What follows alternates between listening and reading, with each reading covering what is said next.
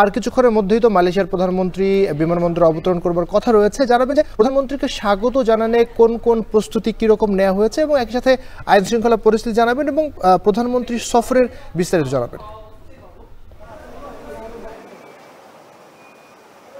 নাইম আবির, বাংলাদেশে যে অন্তর্বর্তী সরকার গঠনের পর প্রথম কোনো একজন দেশের প্রধানমন্ত্রী সরকার প্রধান বিশাল বড় একটি বহর নিয়ে বাংলাদেশ সফরে আসছেন। এজন্য নিঃসন্দেহে আইনশৃঙ্খলা পরিস্থিতি বেশ আইনশৃঙ্খলা বাহিনীর সদা উপস্থিতি কঠোর নজরদারির মধ্যে রয়েছেন আমরা দেখতে পেয়েছি এবং সকল আয়োজন প্রায় সম্পন্ন।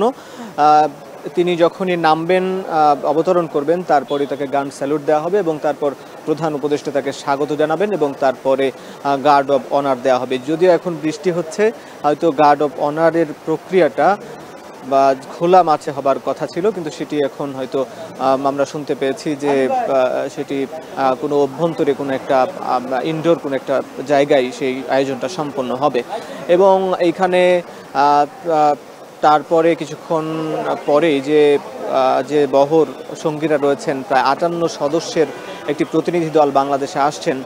সেখানে রয়েছেন মালয়েশিয়ার মন্ত্রিসভার সদস্য, পররাষ্ট্র এবং ধর্ম বিষয়ক যে উপমন্ত্রী আছেন এবং একই সঙ্গে সংসদ সদস্য আছেন এবং পররাষ্ট্র বিষয়ক বেশ কয়েকজন ঊর্ধ্বতন কর্মকর্তা রয়েছেন। এই যে তাদের নিয়ে ইন্টারকন্টিনেন্টালের উদ্দেশ্যে রওনা দেবেন গাড়ি বহর সঙ্গে নিয়ে এবং তারপরে ইন্টারকন্টিনেন্টালে অন্তর্বর্তী সরকার প্রধান উপদেষ্টার সঙ্গে একান্ত বৈঠকে অংশ নেবেন।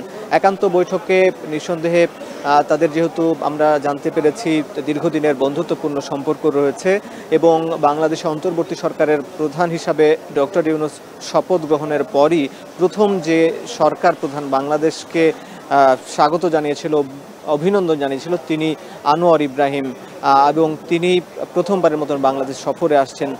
এইটার দ্বারা বোঝাই যায় যে তাদের সঙ্গে কি সম্পর্ক ঘনিষ্ঠতা রয়েছে এবং সেখানেও বাংলাদেশের বেশ যে সমস্যা এবং সম্ভাবনা নিয়ে দুই দেশের আলোচনা হবে, বাংলাদেশ এবং মালয়েশিয়া। বিশেষ করে দ্বিপক্ষীয় বৈঠক হবে, তারপরে সেখানে অর্থনীতি, বাণিজ্য এবং রাজনৈতিক বিভিন্ন বিষয় নিয়ে আলোচনা হবে এবং শ্রম বিষয় নিয়ে আলোচনা হবে এবং একই সঙ্গে যে দুই দেশের শিক্ষা, প্রযুক্তি, প্রতিরক্ষা বিভিন্ন বিষয় নিয়ে আলোচনা হবে এবং তারপরে তারা যৌথ ব্রিফিং করবেন এবং তারপরে রাষ্ট্রপতির সঙ্গে বৈঠক করবেন।